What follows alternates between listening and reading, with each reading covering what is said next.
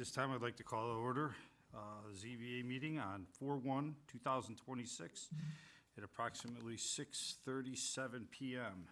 At this time, I'd like everybody to stand and join us in the Pledge of Allegiance. Pledge allegiance to the flag of the United States of America and to the republic for which it stands, one nation, under God, indivisible, with liberty and justice for all.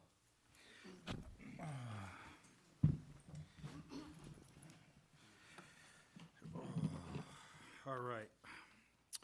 At this time, are we seating any alternates? 1, 2, 3, 4, 5. Yes. Okay, which is going to be Kat Smith and John Perazzo. So John Perazzo's not here tonight. Okay, so we only have one that we're going to be seating. All right. Let the record show one alternate. All right. Is there any election of any new officers this evening? Nope. Okay. Any outstanding applications? Nope, we've got just the new business. All right. Let the record show there's no outstanding applications. New applications submitted at this time. We do have two. Application number 26-0323-ZBA is 6 Bristol Town Road, Southbury, Connecticut, 06488. Miss Lisa St. Lou, owner and applicant, MBL 53-11-1. Application is for a special exception to Schedule A, Line B 3.1, requesting the operation of a nonprofit educational workshop operating as Black Heron Arts, Inc. within the R60 zone. Site plan included, accepted, and scheduled for site visit. Is there anything we need to add to that? Nope, nothing for that. So ultimately, this application is being accepted tonight, and we will coordinate with you all following up after this meeting to schedule a site visit, and whomever would be available for that, we'd love to have you in attendance. All right, application for new business number 2 is number 26-0330-ZC, 616 Main Street, Southbury, Connecticut, 06488. Islam Ahmed applicant, Wallace Curtis parcel and James William parcel owner, MBL 29B-80-4. Application for a variance to zoning regulations, section 9.3.5, seeking approval to locate 8 parking spaces within the 40-foot setback, off the westerly and northerly property lines abutting a residential zone, which is R20. Site plan included, accepted, and scheduled site visit. Anything additional we need to add to that? Nope, but we do have I believe we have the owners, the applicants, and we also have the architect here. So we would like to give you kind of the brief moment to explain the application to the board. There's going to be no communication with the board members to you, but this is your opportunity to just give a brief outline as to what this project is and why it's before the commission. And we'll schedule the public hearing for ultimately hearing the rest of your presentation. All right, thank you very much. Mr. Chairman, Commissioners, my name is Thomas Calkins. Sorry, Thomas, can you just make sure the button on that, the green light, is on? How's that? Start over again. Mr. Chairman, Commissioners, my name is Thomas Calkins. I'm the attorney representing the applicant with an office at 20 Woodside Avenue in Middlebury. And initially, I just would like to, I have made a mistake, and I indicated that it was 8 parking spaces. In reality, it is 16. So I would ask the commissioners to make that modification. It's 16 parking spaces. And if you're not familiar with it, it's the Parcells garage. Is 616 Main Street South. And the general proposition is that the buildings, the existing buildings will be removed, and the parcel will be cleaned, and a new building will be constructed in accordance with the site plan, together with gasoline pumps. It will be both a gas station and a convenience store. The property predates zoning, so that there are multiple nonconformities on the property. It has, it's a budded residential property since eternity, and yet as you can tell as you drive by, the parking is right up against the property line. So it has always had parking abutting the property line, and the existing buildings are inside of the 40-foot setback. So the goal here is to remove the buildings from the setback. According to the plan, they'll be completely out of the setback, and only parking will be inside of the setback. It is a fair use of the property and an efficient process, and hopefully reducing the nonconformities. As I said, the buildings themselves will no longer be nonconforming. Thank you very much. Thank you. All right, I hereby open the public hearing. Do I hear everybody in favor? Say aye. Aye. Let the record show we're all in favor. All right, let's see, what do we have for first one? All right, at this time, I'd like to ask all the officers, have they all reviewed all the minutes that were forwarded for email for all the applications that are being heard tonight? Is everybody? Yes. Okay. Yes. Okay. Let the record show, everybody has reviewed the documents. I'd also like to remind everybody to please raise your hand so we're not talking over everybody through this. I know we're going to have some serious discussions coming up on some of these applications. So to avoid everybody over talking everybody and to make this go as fast and as smoothly as possible, just please raise your hand to make sure then we can be called upon to ask the question. At this time, I motion for new business. Do I have a second? Second. All in favor? Aye. All right. Does anybody on the board or the committee here have to recuse themselves for anything that's on any of these applications? Is there any conflict or anything? Let the record show, no conflicts. All right, application number 1. We have number 25-194-Z, 155 Upper Fish Rock Road, Southbury, Connecticut, 06488. It's Andrew Stratton. Did I pronounce that correct? Straighten, I apologize. Applicant and owner, MBL 25A-61-86, comma 88, comma 89. Application for a variance in zoning regulations, sections 4.4 setbacks, Schedule B, line 8, seeking a reduction to the required yard setbacks in the R20 zone and section 13.6, seeking an expansion in height to an existing non-conforming structure. At this time, I open the floor to the applicant and the representative.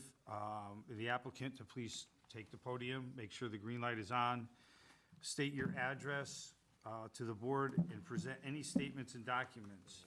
But before this, I would like to ask the committee that if there's any correspondence or any abutting that was submitted from, for this application.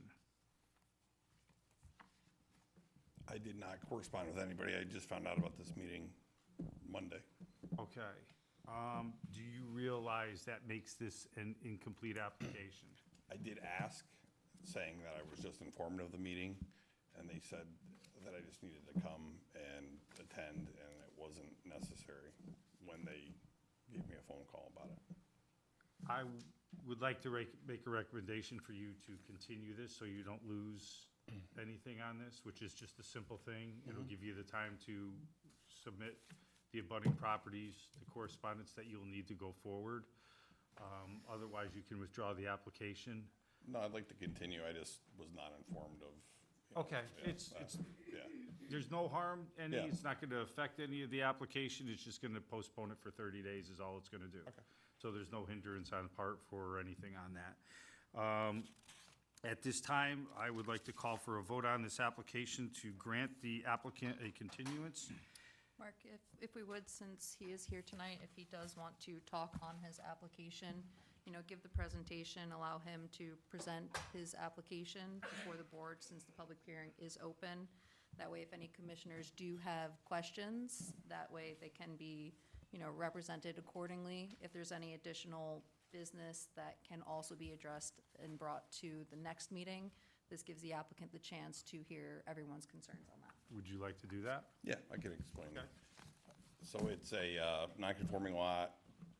And I own the abutting property. The house was damaged in the tornado.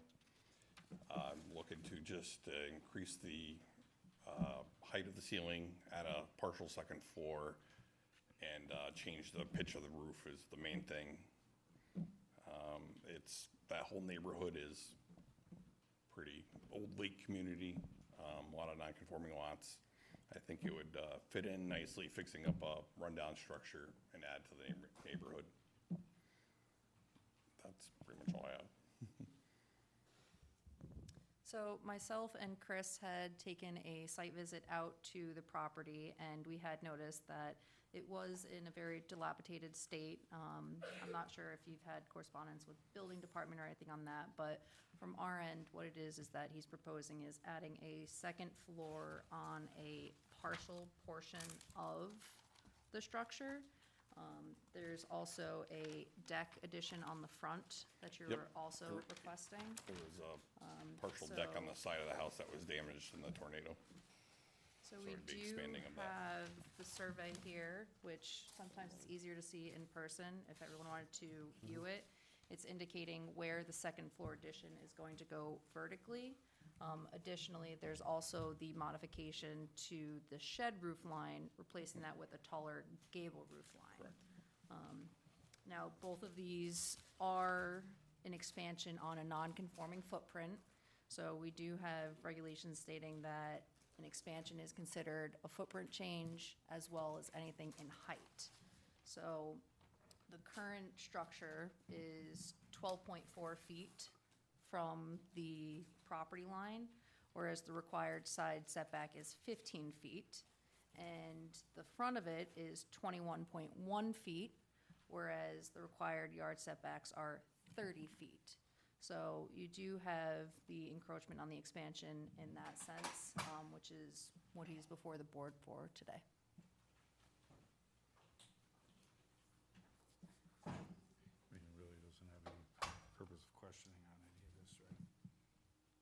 Did you explore any alternative options by chance? As far as alternative options, I had asked if I just changed the roof line so that it could shed water better, and I was told I would still need to come here for a various application. So, I mean, that was my only other alternative. The roof line needs to be changed just because it doesn't shed water properly and creates water damming, and if you look at it, it's an old cape roof, and it just was added on to over the years before zoning laws, and just, it's like a flat roof that doesn't work. Has any other addition in a conforming location been explored? Again, the house is, I was trying to keep it in the existing footprint, so I don't know how I could do an addition in the whole footprint is 8 feet off the property line, so I don't see how I could do an addition or, I mean, I could go to the other side, but I'd still have to change the roof line either way. Would it be a possibility at all to step back that second story addition so that it would be conforming? So there's approximately like 3 feet or so? It's non-conforming from the side property line as well. Side and. Yeah, so I couldn't, I'd have to, I mean, I guess it would be very difficult with the existing footprint to change that. Again, I would be happy to just even change the roof line, but that was, if I have to go through the process, I might as well go through the whole process. Thank you.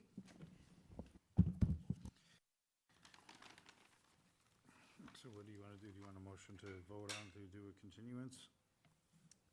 Yeah, I mean, at this point, if any other commissioners have questions for the applicant while he's here, Chris, if you wanted to speak at all about what we did see on site, you're free to do that today. Otherwise, by all means, Mark, you can absolutely make your motion. All right. Anybody? I mean, I do have a lot of questions. I did the site visit. We can always save them for next month if you'd like. That's fine. You know, I mean, just looking at it, I'm assuming you're looking to flip it? No, I was actually looking to renovate it and help my elderly parents move closer. Because, and again, I'm not in the construction business. I know, like, looking at it, we're, you know, discussion of a new roof. I don't know how you don't just tear the whole thing down. I mean, obviously, you said it was hit by the tornado, looking at the pictures and the view. Yep. I mean, I don't know how long the inside's been exposed, the walls. It's been a while since So- the tornado.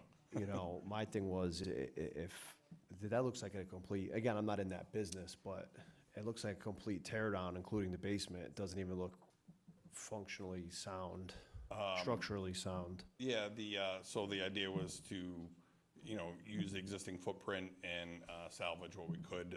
The application did, building department approved it. It was based on keeping the existing foundation and rebuilding off of that. Were you looking to tear down the existing floor and just keep the basement footprint? Typically, we were gonna bring it down to the first floor decking and go from there. So you wouldn't have to gut out the basement and move anything in the basement? Based on, you know, without getting into it really, to, you know, dig around the footing and all that, there's, you know, it's an old house, so based on what I proposed, you should be able to do it unless, you know, something happens in the process of taking things, you know, taking the roof off and stuff like that. And you said you own the abutting property as well? Yep, 137. Deandra, are there any rules, regulations in regards to setbacks if somebody owns two properties? Is it still the same as if it was two different people owning two different properties? So in this case, you do have the unique lot shape, and the lot size is undersized. So, you know, as it stands, that is a lot that has been pre-existing and predating the adoption of the zoning regulations. So to go forward and say, well, you have to do this just because you're owning the neighboring property, which he is utilizing as his single-family property, that was the established lot, that would be a tougher precedence to set. Versus if there were a vacant portion of it and that were be used in conjunction with this lot, those could then be merged together based on the usage factor. Correct. But I'd like to remind the board also that any applicant's personal interest, if they're gonna be flipping, selling, or do anything, has no business to the committee. And I would like to remind the board that we have to eliminate the possibility of that becoming an issue at any time of any application. It's strictly based on the fact of hardship. It has nothing to do with anybody's personal interest. Thank you. My line of questioning was more, I'm aware of that, just, I know we've mentioned alternatives for him. In previous meetings, we've mentioned alternatives for the applicant. So my mindset was more if it's a complete tear down, as far as what he could do to get in line with consistent zoning regulations. But again, we could speak more about this next It's a month. 1/4 acre lot and it's half acre zoning, so. Yeah. Kind of tied up that. I did try to purchase the property next to it, but was unable to last year. Somebody else bought it. At this time, is there any other board members that have any other further questions? At this time, I motion to move forward to vote for a continuance. Do I have a second? Second. All in favor? Aye. Aye. All right, so we all in favor of voting? Please state from my right forward if you agree to granting a continuance to the applicant. So because it is the extension of it, we've got the all in favor on that. This open Then we don't- okay. application would just be continued towards next month's meeting. We'll follow up after this meeting. I'll call you if you call sometime tomorrow, and we'll address everything from there. Thank you. Awesome. All right, application number 25-299-Z, 617 South Britton Road, Southbury, Connecticut. Stefania? Stefanina. Stefanina, thank you. I apologize. Lorenza, tenant and applicant, and Kevin M. Roach, applicant, MBL 18-92-19, appeal to zoning officer's decision to deny zoning application number 25-299-Z, requesting the installation of a 4-square-foot sign in an R20 district for Stefania's Spa and, you have to help me on this one. Stefanina Serenity Spa and Aesthetics. Thank you. Okay, LLC. At this time, I open the floor to the applicant. Please state your name, address, and we do not need any abutting, do we, for this?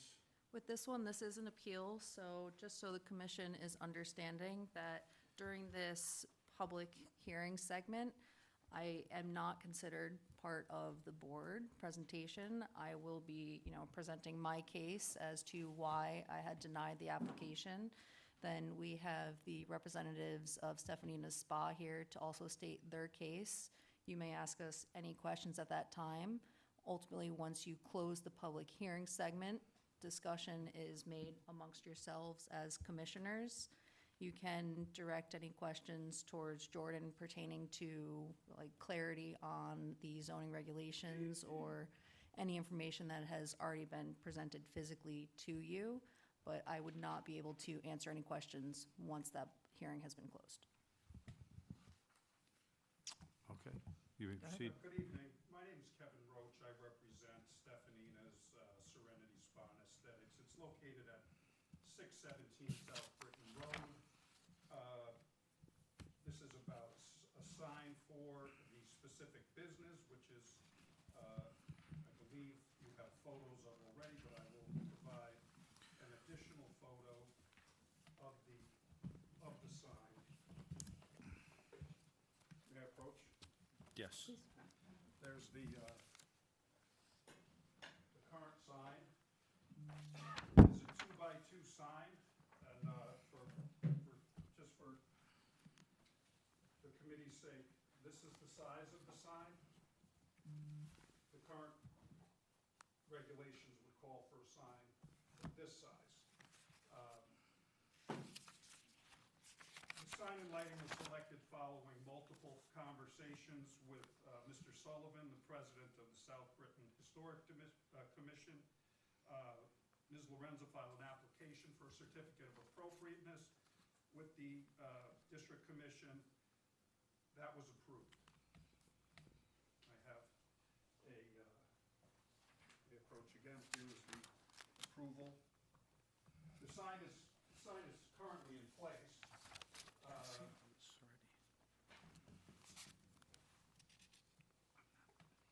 The building has been significantly renovated at a cost of over $200,000. It's beautiful from the street. The sign is appropriate with the aesthetic of the spa. The sign has to be visible from the street so that people can actually see there's a business there. I took the liberty of going on Google Earth and Google Maps to show the sign from the previous business there, which was an insurance company, Mitchell Insurance Company. And these are the signs, I believe, from 2019, which appear to be larger than the sign proposed or in place by Ms. Lorenza. There are other signs in the area that do not conform with the stringent code. There's a horse farm down the block that has a very large sign, and there is a grocery store down on the other end that has a very large sign. We're very well lit. So this was approved by the Historic Commission, there's been other issues with Mr. Hughes, Mr. Sullivan, who's an abutting neighbor. And so there's been back and forth with Mr. Sullivan about various issues, which may not even be covered by the Historical Society. So after this sign was approved by the Historical Society, there were other issues that developed between the two, that will probably be back here again for some future date. And that's when we got the zoning enforcement issue arose. Now, I'm not saying the two are connected, but there is a coincidence there. So it's a new business in town, it's doing very well. Business is beautiful from the outside. The renovations have all been done with the Historical Society in mind, and the sign is beautiful. It's black and white, as was requested. It's on one pole, as was requested. It's just a little bit larger than the regs say. And it keeps, the aesthetic is beautiful, and if you look at, on a grander scale, there's other signs in the area that do not conform and are not as nice as this particular sign. So, we don't have to get into the other issues that are developing. This is only the sign issue.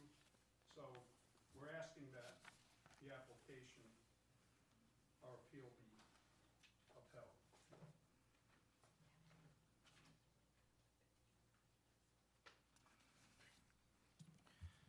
Mark Kane, I'd like to ask a few questions. The previous, My clients to chime in and answer some of the questions as well, if that's okay with you. yes, that's fine. If she may join you and state her name and address as well then too, please.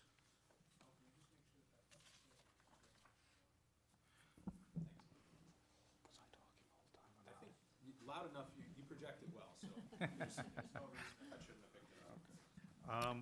My first question is, do you have any of the dimensions as far as the height of the pole, the width and height of the actual signage of the previous sign that was there?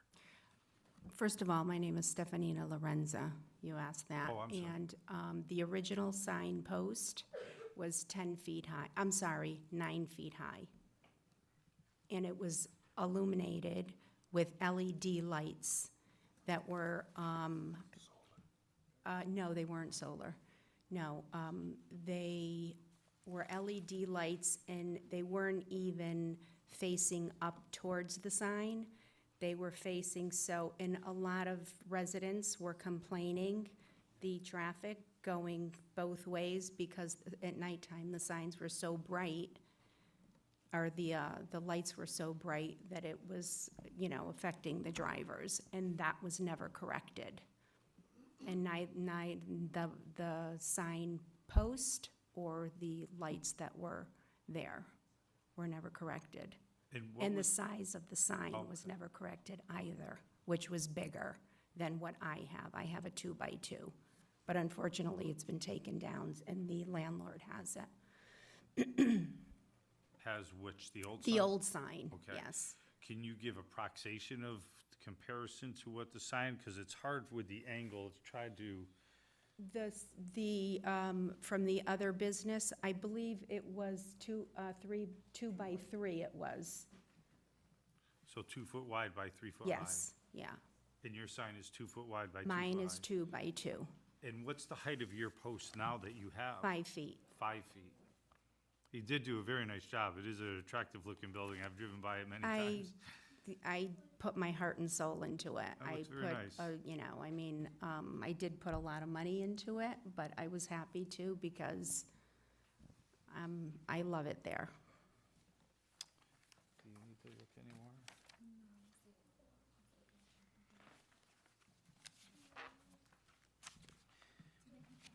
And do you have any lighting on the sign? I do not. You do not, and I do you do not. intend on putting any? I'm not allowed to. Okay. But the other businesses have illumination on their signs. I have some photos here. Do you have any idea how long that previous sign has been there for? Only on going on, if you go on Google Maps or Google Earths, it goes back to 2009, and the sign is there from 2009 to 2019. When it was Mitchell Insurance Company, he put up the sign, and he put up the lights, the LED lights. And then Mitchell retired, and then it was another insurance company, and forgive me, I don't remember, begins with a G, I don't remember the name of the other insurance company that was there prior to me. And I am told that every business has to bring everything up to code. So if Mitchell retired and the other insurance company had it, they never brought the sign up to code. We couldn't, there are no pictures on Google Map or Google Earth of anything past 2019. Yeah. So this new sign is, we don't know what it looked like, other than we were told it was, it's hearsay, we were told it was a larger sign. It was a larger sign, it was on the same post with the same lighting. Now, I was told I could have a 4x4 sign. Then I was told I could have a 3x3 sign. And then I was told it was the last time somebody told me it was 2x2. And when it was approved by Historic, by Hugh, that's what I purchased, and it went up. is the sign currently in the exact same location? No, it is not. The sign, the original sign was on the neighbor's property. I don't remember, it was on the neighbor's property, but it was on state property. I ended up having to call the state to find out what the setback was from the middle of the road. And, yeah, Mr. Sullivan really made me jump through hoops, and he said, good luck dealing with the state. Actually, dealing with the state was a lot easier than dealing with him. But I found somebody at DOT, I went up there, they held my hand, they guided me. I have all the emails from the state saying exactly where to put the sign. So I believe it was 25 feet back. And he told me, you only have to go 6 inches off of, just make sure it's on the subject property, not on state property. If it was on state property like the other one was, and nobody said anything about that one, the landlord would have to get a lease from the state and go through all this red tape. So I said not to worry. So the sign is, I'm not gonna lie to you, the sign, my customers are complaining because it is very difficult to see. You know, they drive by it and they drive back and forth because it is very small. But And it's black and white as was requested and right. approved in its current status by the Historical Commission. Okay. Does any other board members have any other questions? I welcome all of you to come by. Deirdre, you've been there inside and out, so I think you can attest to it being, I poured my heart and soul into that place. And I'm not here to violate anything. I don't know if it was just a misunderstanding or what, but the sign does conform to the aesthetic of the historic district, you know.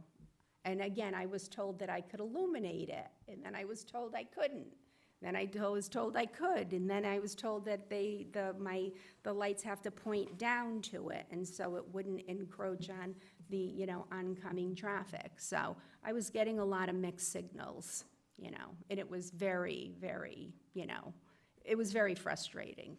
The state was a piece of cake to deal with. When you were Please told it state was your a name 4x, first, state your name sorry, Jennifer Wysocki. When you were told that it was 4x4 or 3x3 sign, who, was it the town that told you that, or who? It was Hugh Sullivan. Okay, thank you. Hugh Sullivan, he'll say, with my experience with him, he'll tell me what I can do and what I can't do, and then he changes his mind. And there's been another packet that was just brought to our attention, which has nothing to do with this here. So like, my attorney said that we'll probably have to approach that at a later date, because he's kind of like, he was caught with his hand in the cookie jar, and he said, this is approved here, and then he says it's not approved. And then he said, I did this, and when I didn't do that. So I'm sure that that's There's going been to. a difference of opinion. Yes, as to I'm sure what there's gonna be, transpired. So we're going to leave those other yes. arguments for another time. Right. We've received a recent letter. We'll raise those issues next time we come. We're here just to ask for the sign to stay in place. That's it. All right, so if any commissioners don't have any questions for the applicant or the attorney, I'll step up to the podium and present my case. All set? Thank you.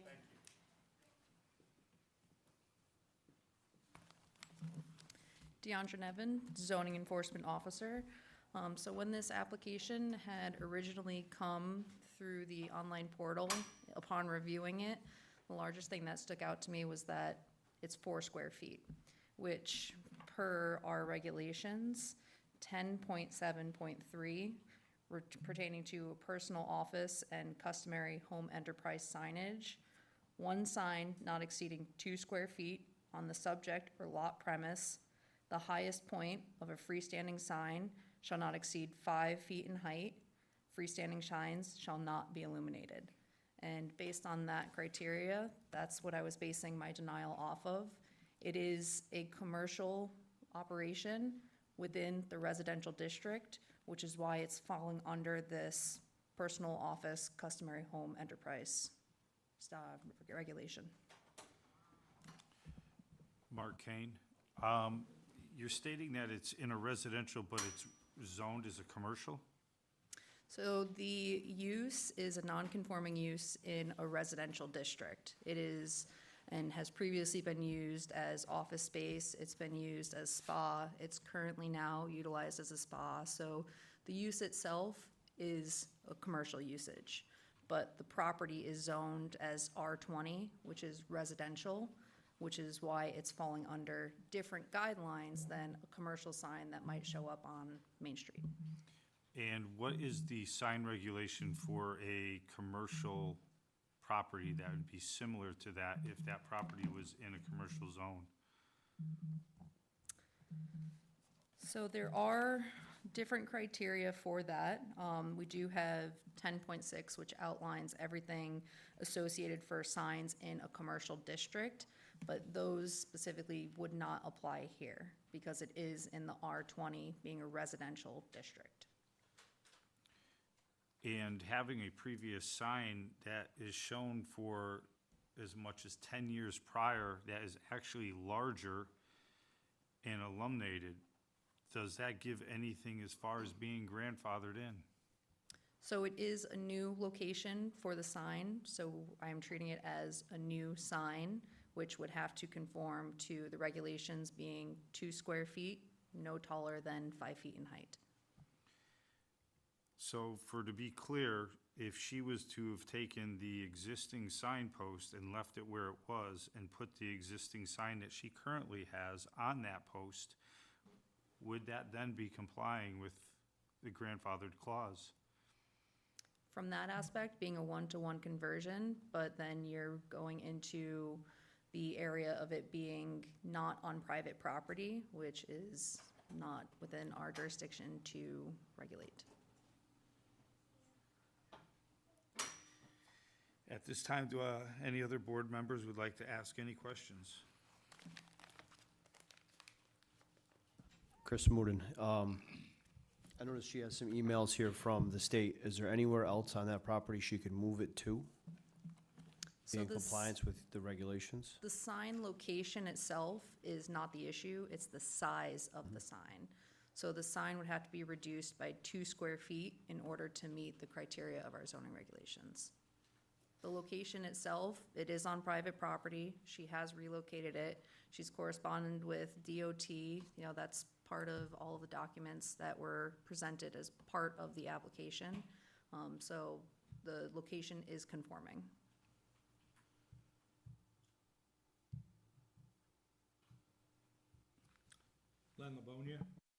Len Livonia.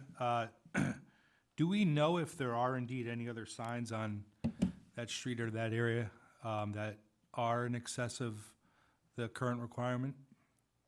Driving down that area, there absolutely are. I would have to go and visit each property individually in order to determine when those signs were installed, if they were grandfathered in, and how they would ultimately apply. But based on this being a new sign, that's why it has to conform to the regulations of 2 square feet.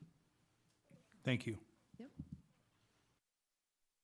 Any other board member have any questions? Let the record show, no other board members. At this time, I open up the floor to the public for anybody in favor of this application. Absolutely, yeah, yeah. Just please restate your name again, even though we know you've already been up there.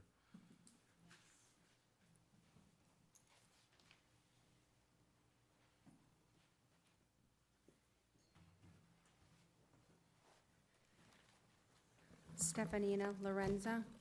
Kevin Roach. So I didn't have the option I did want to use the existing post, but I didn't have the option per the historic committee. They would not allow, and this was prior to them even realizing that it was on state property.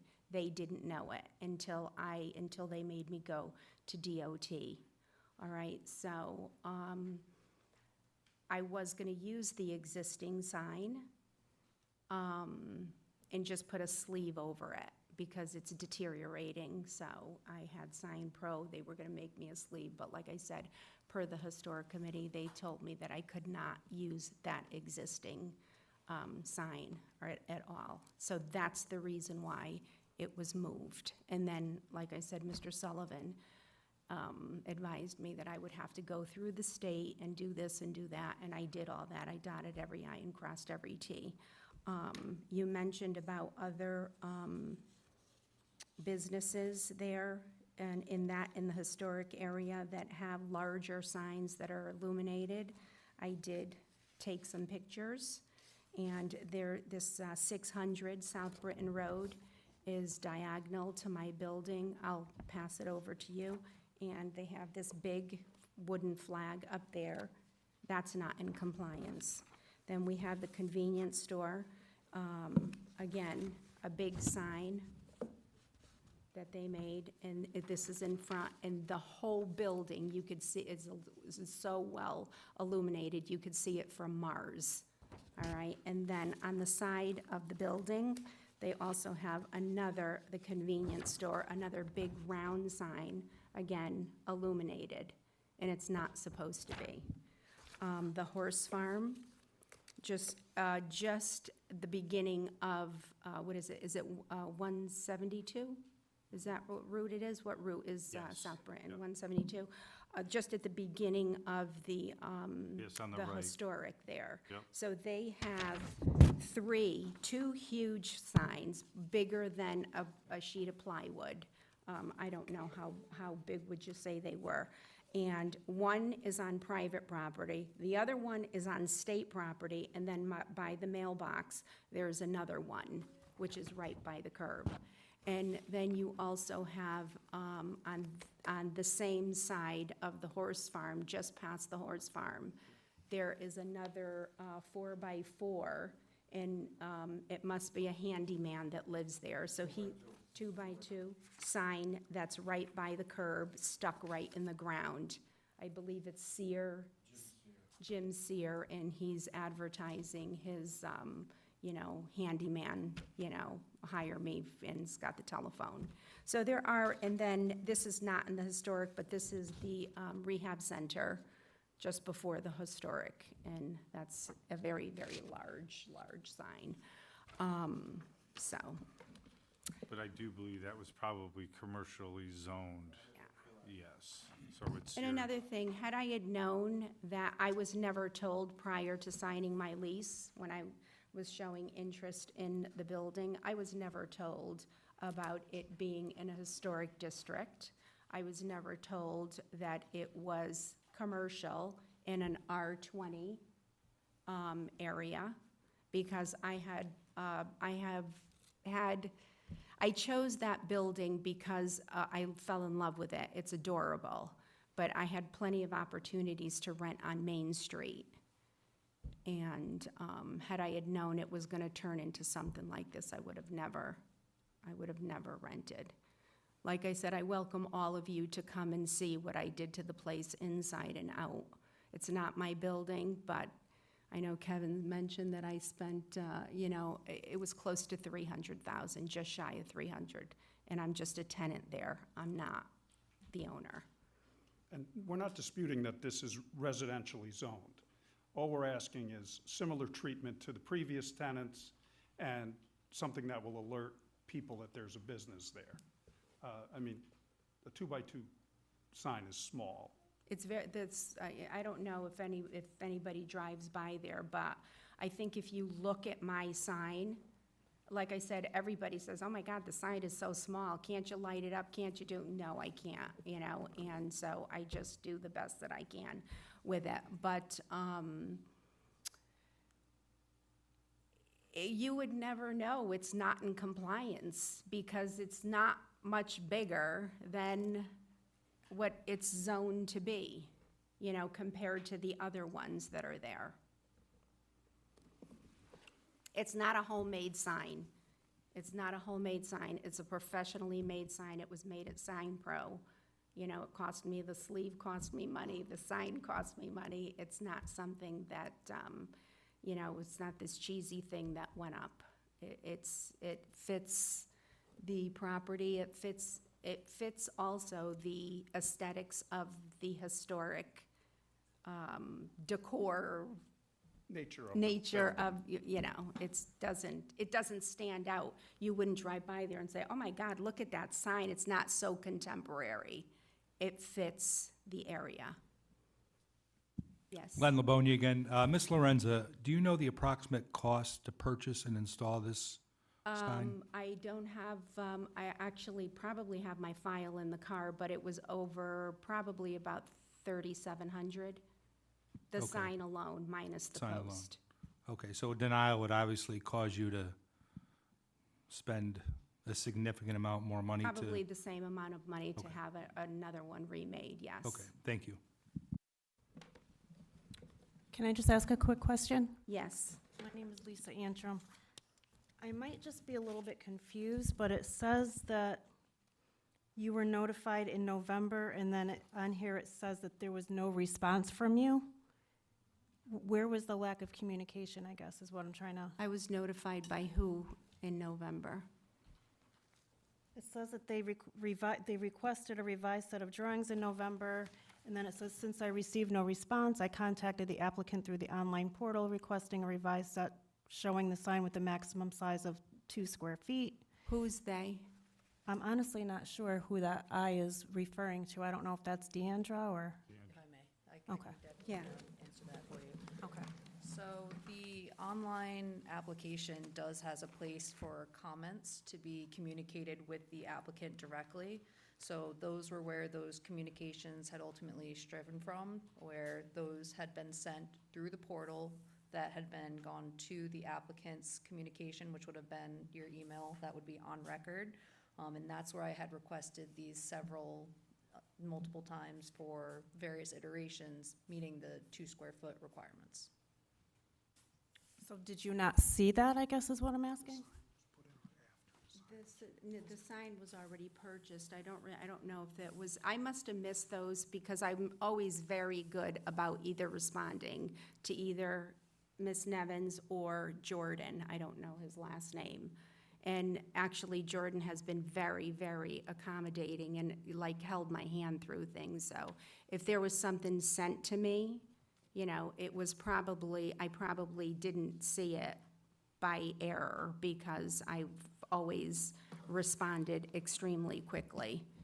I mean, I do remember Ms. Nevins wanted to come in and inspect the inside of the building. She called me.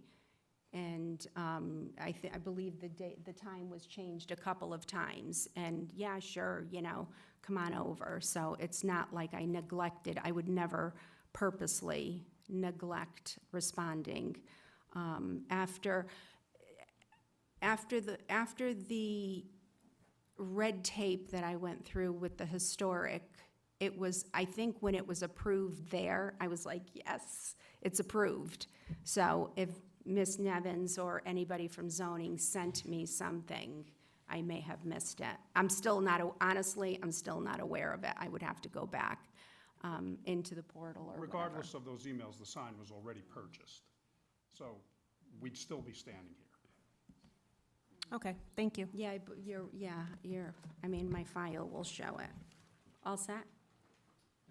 Chris Morgan, can I address Ms. Nevin? Oh,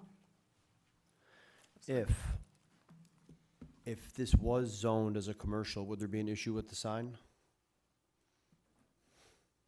I would have to dive into it a little bit more from looking at it with the commercial perspective, but commercial does have larger size restrictions than the 2 square foot signage that is for residential. So, That's specifically driven to it being more of like a customary home enterprise in a residential zone where someone's running their home business. And you don't want to see these larger signs in a residential district compared to being it zoned commercially. Different regulations would be associated with that. I'm vaguely familiar with that area, been down there a few times, but I'm not too familiar. The other businesses on that street, are there more businesses run out of homes on that street, or is it commercial in the traditional sense? And I'm not familiar with that road too much. It's a mix of the area, so you do have residentially zoned that have single-family homes on them. You have some in the area that are residentially zoned with commercial uses on them. And then I would have to go back and specify it specifically as to whether or not there are specific commercially zoned, but from my regulations, it's pretty much a residentially zoned, and you have the few and far in between commercial uses in that area. And again, just to confirm, I understand you're just one person, so you can't obviously check everything over there, but we're not sure about the status of the signs of every business over there on that street? That'd be correct. Some of them were probably And pre-existing. I understand you're one person, I don't expect. No, absolutely, and with that, some of them could be pre-existing, they could be older signs that were there, some of them could be predating the zoning regulations and would therefore have been grandfathered in to be a one-to-one replacement, but with this being a new sign, I have to treat it as a new sign, Understand. Thank you. absolutely. A quick clarification that I would want to make to Stefanina not having the correspondence. So when these correspondences are sent through our Municity program, it does come from a different email than dnevin@southbury-ct.com. And it does have do not reply specifically on it because it wants you to reply and give a call back to the office to address that. So that could be where potential issues happen with email. It might go to spam. So the fact that Stefanina had spoken to not seeing that, she has been very correspondence with myself through the process. This might have been just a overlook from that end. This time, does any board member have any further questions? I open the floor up to the public for anybody in favor of this. Let the record show, nobody come forth for in favor? Nope. Okay, you can stand up and take it and vouch. You know, I have one thing to add. My name is Steve Jalalis. I'm Stephanie's husband. We went to the health department and checked the history of that building. That was a salon back in the 1960s. It was retail and then a few other businesses before it was insurance. So I'm sure everybody had a sign out in the front there, okay? So now, I don't know why. Hugh told us a lot of stuff in the beginning. That size is fine, the lights are fine, just angle them down so it doesn't hit the drivers going by. And then it was changed to 2x3. And now 2x2 got accepted in the meeting at the historic meeting. Stephanie went right then, the next day, and ordered her sign. Then we get another letter, 2 square feet. when she already ordered the 2x2. So that's what's happening here, so I don't understand. It's not like an ugly sign either. And we see other businesses, I don't know if they're grandfathered in with their big signs. I mean, it seems like she's getting hammered on. She's just trying to make a living, you know? So, that's all I wanted to say. I have to bring home the bacon, okay? Somebody does. Thank you.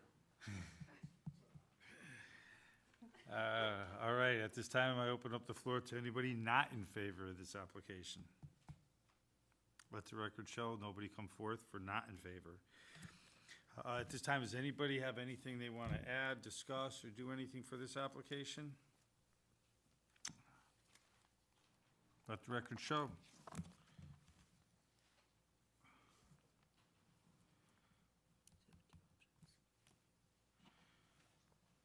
Oh, okay, right, okay.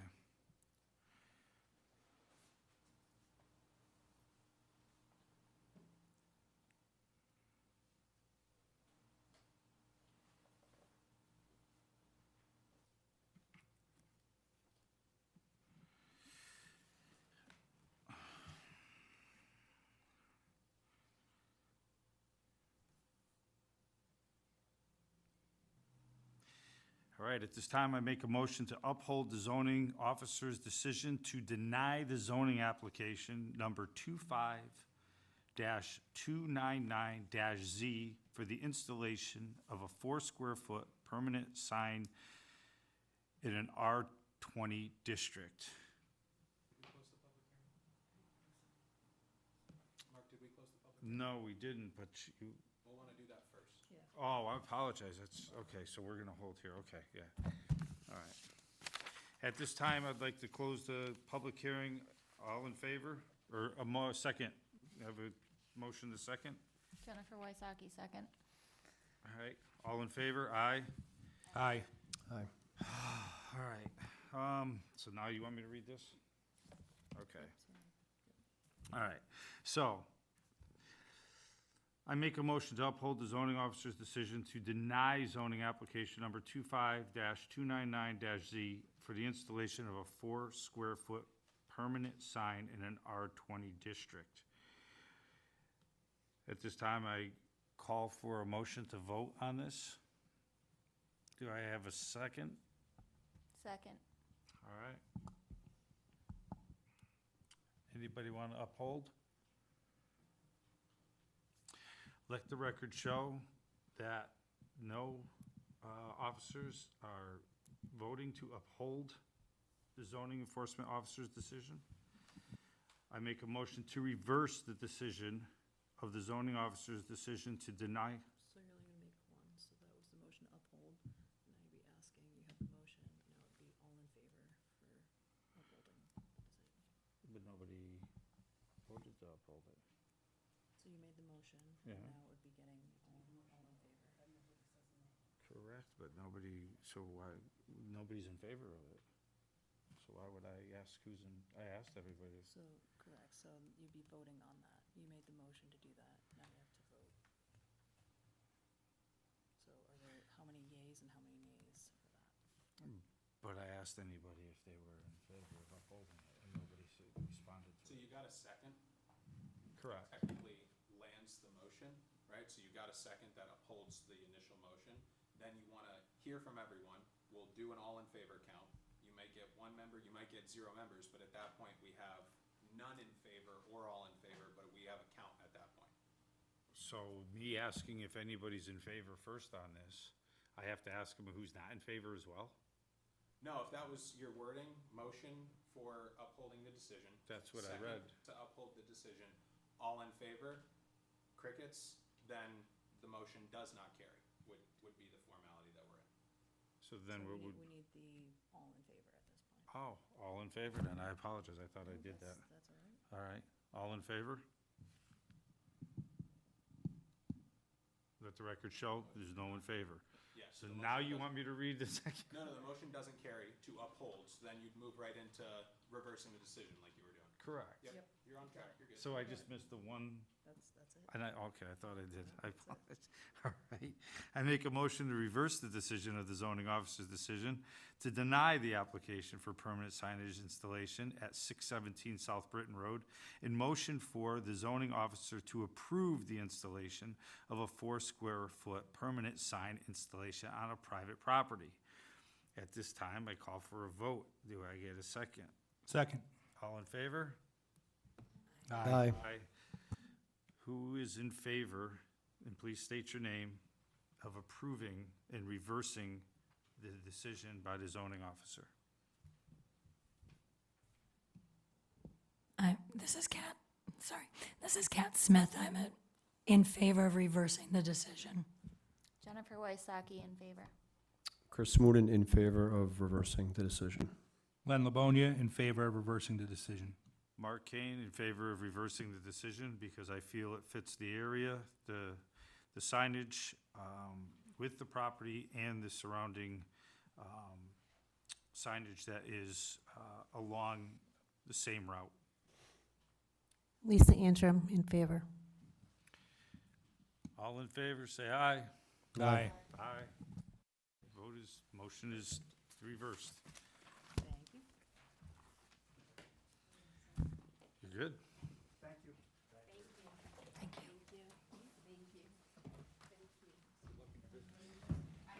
Beautiful Good job. luck.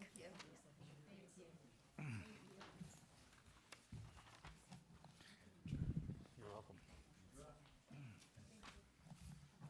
Stephanie, the images that you had, that you were talking about up there, showing the businesses, do you have those?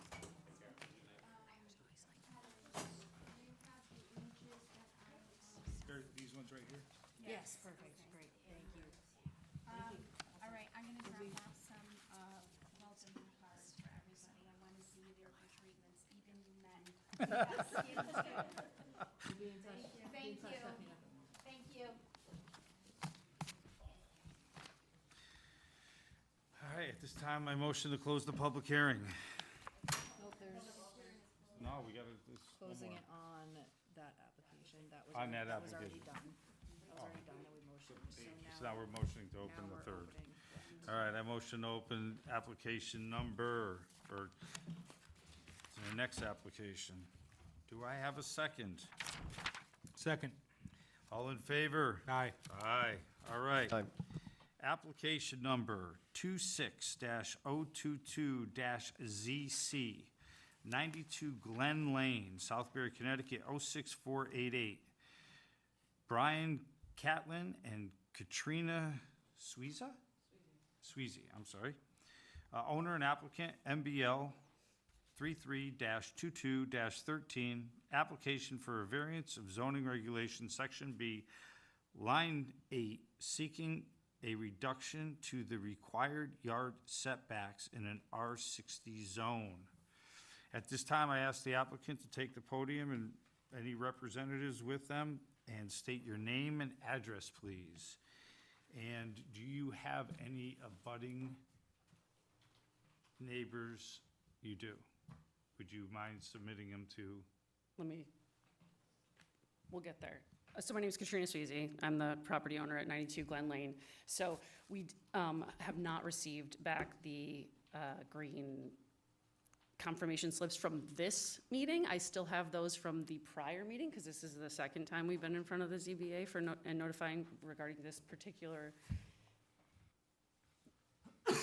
Originally, our conversation was about the definition and whether or not the parcel, the structure I'm sorry, the structure in question is what, it was a permanent structure or temporary structure. And I have those with me today, but we have not received back the same notification and receipt submittal from the property for this particular meeting. I think that the goal, what I'd like to ask is that, can we open the public hearing today and just not close it, and I will get those into you, and then we can close it at the next meeting? And so we can have the discussion today, but I'll get those back to you. But be very comfortable that everybody knows. All right. Yeah, You just relax, you're okay. Jordan, would we be able to accept the previous application, green abutting, The thingies, yeah. in this situation? So the abutters notice, unfortunately, for the last one was an appeal for the zoning officer's decision, whereas this is a variance application. Oh, So they are technically separate, and the purpose of an abutters notice is to give your neighbors a reasonable accommodation to appear if they are in favor or not in favor of a certain application. It would behoove the commission to actually receive those notices, because this is a markedly different style of application than the appeal from before. so in this case, it would probably be for her best interest to do a continuance. Yeah, which is no problem. She'd fall into the same public hearing as the Upper Fish Rock gentleman.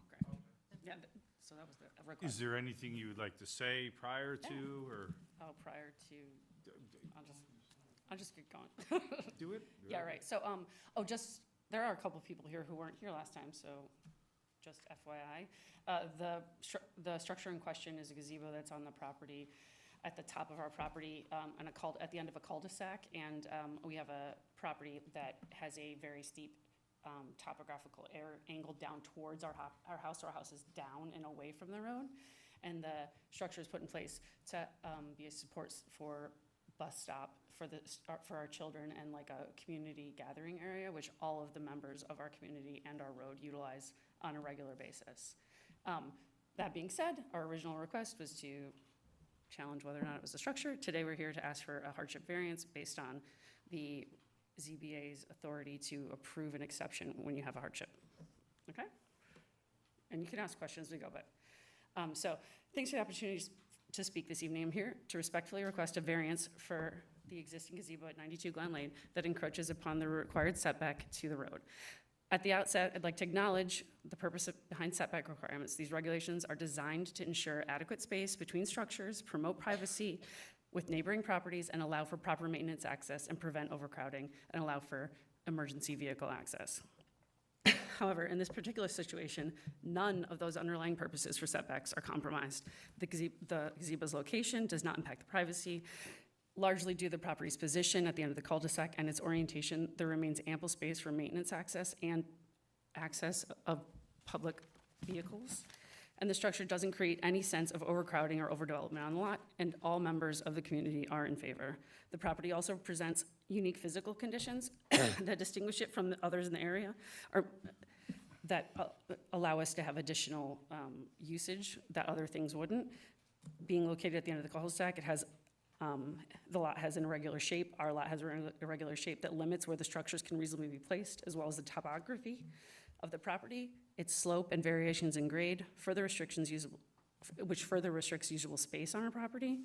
Relocating it to a fully compliant location would create undue hardship, potentially requiring significant disturbance to the land or placing the structure in a less stable or practical area. Importantly, it poses no risk to public safety. Safety does not obstruct access for emergency services, and there's no interference with fire, police, or medical response. Access to property remains clear and unobstructed. There is no adverse impact to neighboring properties. The gazebo is consistent with the character of the neighborhood and does not affect property values, light, air, or enjoyment of the surrounding homes. Finally, the encroachment itself is minimal or limited, and the technical deviation doesn't undermine the intent of the regulations, and denying the variance would impose a hardship without advancing any meaningful public purpose. For all these reasons, I respectfully ask the board to grant the requested variance. Doing so would recognize the unique constraints of the property while remaining consistent with the spirit and intention of the zoning regulations.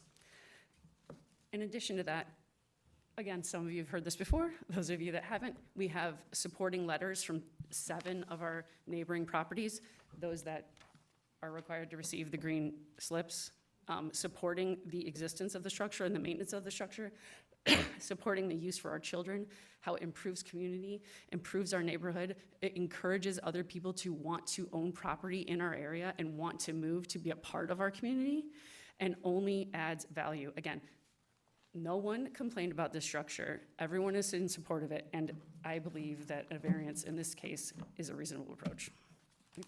Any questions? At this time, I open up the floor to the board members for any questions, but please keep in mind, this is not going to be able to Be voted on. Yeah. voted or continued to make any decisions for this. It would be just strictly for informational. Does anybody have any questions?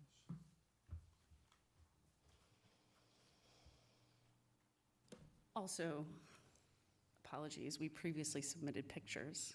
Are they in the packet? Okay, okay, so we previously, I don't have them with me, but there's pictures there of the, and then also we provided the topographical map that, or, that's not what it's called. Assessment, the assessment, right? The assessment to, Ms. Nevin and, the zoning department for your use if needed. Are you talking about the survey map? The that you survey have? map, to Okay. show where it is in location to the, Gotcha. to the road and the distance. Yeah, the applicant, the appraisal sent it directly to you guys.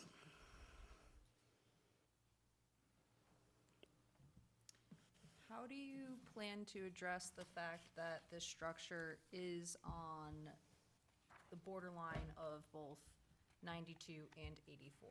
The plan is to, Is there any motions to want to write in like an easement into there or something into the deeds? Yeah, I Or think the something in- that would say it can be at this location? yeah, so the owner of 84 Glen Lane is also here, Jay. And I think the intention was like, let's not go down that path until we finalize this process, because, but that is the next step would be to do an easement between the two properties. As it's used for communal use at this point, we don't have any concerns about the location related to neighboring properties. Mark Kane, I do have a question. I understand, exactly what the whole purpose of this, structure and everything. But you do understand there is rules and regulations that comply with every subdivision in this town, correct? Yes. Okay. But I also understand that in developing a subdivision, you have the ability to request PDAs and PDDs, but that is not an option to request as a residential owner, to request exceptions to those. Right, but there's rules and regulations, because if this per se was something that was given, and then all of a sudden everybody started putting these around, Would that not be better for our community? To have Well, people gathering it- and have locations where they want to be if everyone in the area agreed to do it? well, here's the case to it. Now, you have a structure that you've put there, and you've spent, say, $10,000 on this structure, it looks beautiful, crushed stone and everything else. But let's say the person at the beginning of your cul-de-sac decides to go and get skids and screw them all together and put them and do something that's gonna replicate it and looks horrible. And it's on the side of the road there. Now, you have yours that's granted. You've gotta drive in every day and look at this thing that's put together with zip tape and duct tape and Gorilla tape, and it's all made from skids that are off, but it's a structure. We wouldn't be able to go there and tell him he's gotta take it down, because you got yours, he's got his. What he might think is beautiful to him might not be beautiful to you, and what might be beautiful to you might not be beautiful to him. So now we've got a problem here. To avoid this problem, that's why we have laws that are put in legislation and everything else, and regulations that are put into every subdivision. When you buy into a subdivision, you have what's called a title, and it shows what the subdivision laws are. Some subdivisions allow you to have clotheslines, some don't. When you buy into it and you all of a sudden put a clothesline and somebody comes knocking on your door and says, hey, you're not allowed to have outsized clotheslines, you have to take it down, because that's what is structured underneath that. So these are put in place for a reason. We understand your reason of having it, and it's a phenomenal reason.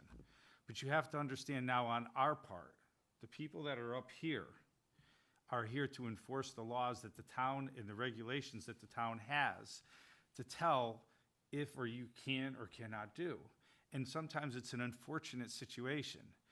So I hope when you do, and we do go forward, you take under the understanding that we have laws that we have to oblige to. And it, as much as probably some of us here could potentially be thinking, hey, what's it hurt, this, that, it's not up to us as far as that. We have to be the ones that have to look at it and say, okay, this is what the rule and regulations are, and we have to implement those. It might not be something that we personally want to do, But in order to keep order throughout the town, it's something that we have to do. And I just want you to think about that as when you come back the next time on presiding yourself with your information that you have. That's all I want to say. One second, we aren't technically a subdivision, right? Of course you are, yeah. Okay. Yeah. Yeah, some subdivisions are It's just not a naturally- HOA-based subdivision, right? Like, No, there's so, yeah, group- subdivisions, HOA is different, Yeah. but you fall into subdivision just because your lot and your road developed after 1966. Just based on the date, okay. Anything before that date is an existing lot. You get first cuts and rights and stuff like that, but you're a Just making standard sure, I subdivision. wasn't 100% sure. Okay, I understand that the regulation is what it is at this point, but I think that we can all agree that these regulations were written in 1976, 78, something like that, and we are in the process, as I'm a member of the zoning commission, of rewriting all of these regulations at this time anyways, because we know that they are not reasonable, and in a lot of instances are not in conformity with state regulations, and in other instances are not really in line with what we want as a town. So I would argue that this is an example of something that we could find a better way to regulate and find a better way to allow for opportunities like this. And this particular exception could also be a stepping stone for that. And that doesn't mean, to your point, that the new regulations will say you can put skid steers together and staple them together at the end of your property. But the reality is right now, if you do that and the footprint of that is under 200 square feet, there's nothing the zoning department can do about it anyways, because it doesn't fit the definition. Ours happens to be over 200 square feet. That being said, when we started this process, we were thinking about buying like the Costco one, you know what I mean? Like where you can buy it pre-built and put it in, which would have been below that square footage, but we didn't realize that was the line that we drew, and we decided it would be better and more effective to build it at a larger scale, and that's where we ran afoul here, is because we started on the process, basing our understanding of the regulation on the kind of prefab, I don't know exactly what they're called, but when you can just buy them already made, and instead decided to build a structure we thought was more effective for our usage, and went at a larger size. So what I'm saying is, like, your argument is completely reasonable. We may not want that, but it also exists in 1,000 other ways if somebody wants to take advantage of it. And that was not our intention here. We were just trying to do something we thought was better for us and misunderstood the point at which it became a town of Southbury zoning issue and put it in place before getting approval. That being said, the only thing we're discussing today is the setback, but we are willing to pay all of the permits and stuff if this is approved, that we didn't go through the process of it before the gazebo was built. Yeah, so that would be Deandra, that would be a follow-up as to Yeah. this, so depending on what the decision is rendered, the zoning permit would ultimately have to follow that if it were approved. I was just trying to show that we're be willing to compliant. do that. This isn't about Appreciate like that, not paying it, yeah. Thank you, Katrina. Point of order, sub 200 square foot structures do have to comply to the setback rules. The only rule it doesn't have to follow when it's sub 200 square feet is it doesn't require a building permit. That's the only alleviance at the square footage level. Sheds of 150, 190 square feet still have Don't to. require a permit. Still, But if it doesn't don't require a building permit, still require a zoning permit, A zoning permit. still have to meet the setbacks for that zone, and require a health permit. Okay, Just a point of order. appreciate Jordan correcting me. At this time, I motion to move to voting on the continuance. All in favor? Or a second, I should say, a second? Chris Moore, second. Yeah, all in favor? Aye. Aye. Thanks. Oh, wait, we don't have to do any other thing else, right? We're all in Just the favor. continuance, right? Yep. Yeah, Okay, great. so I'm sorry, May 6th is our next meeting. At this time, I motion to close the public hearing. Do I get a, Oh, Okay, nope, oh, nope. Don't close it. oh, You just motioned to extend. all it. to extend, okay, yeah. Go All right to right, the next. so we don't have to, all right. I rescind that. All right. So from here, we've got no old business. Yeah, moving on to the- Need the agenda, go for it. yeah.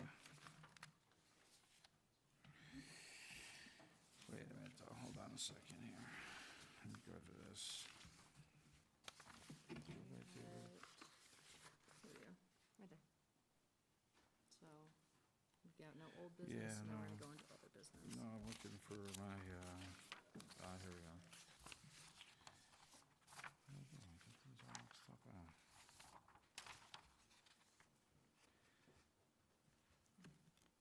Yeah. All right, any old business or unfinished business? Nope, no old business. All right, I motion to adjourn. Do I have a, oh, wait. Other business. Oh, correspondence, yeah, needed to Correct. be mentioned. Okay, I'm sorry. Other business, any correspondence needed to be mentioned? So, nothing to report on the staff report. We do have minutes from the January 7th regular meeting. So, is, We had a change in board members, I believe, since then, correct? No, we're good. So Oh, are Mark, we? Okay, so, Chris, does everybody approve the minutes from, I'm sorry, I didn't write the date, January 7th. January 7th, 2026? everyone can vote on this. Nope, everyone can vote on that. All right. As long as you reviewed the minutes. Well, they're all present, so I would assume. Mm-hmm. Record, all in favor, say aye. Aye. Aye. Let the minutes be approved for January, or January 7th? January 7th, I don't know, I can't. Mark, do we have a motion and a second for that? Did somebody make a motion and did somebody second? If not, we can just run through that formality. Who would like to make the motion for the minutes? I make a motion for the minutes. Second. Thank you, Okay. Lynn. All right. All in favor? Aye. Aye. Aye. All right. Any new bills or accounts receivable to be recorded? Yep, so between October 1st, 2025 and today, April 1st, 2026, we've had $1,235 in receipts that have come from the commission. All right. Any other business that may be properly come before the commission? Nothing from me? All right. At this time, I motion to adjourn. Do I have a second? Second. All in favor? Aye. Aye. Aye.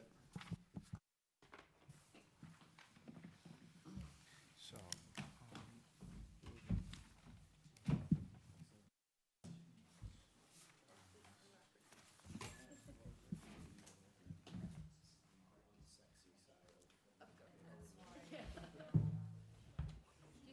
It's interesting, though.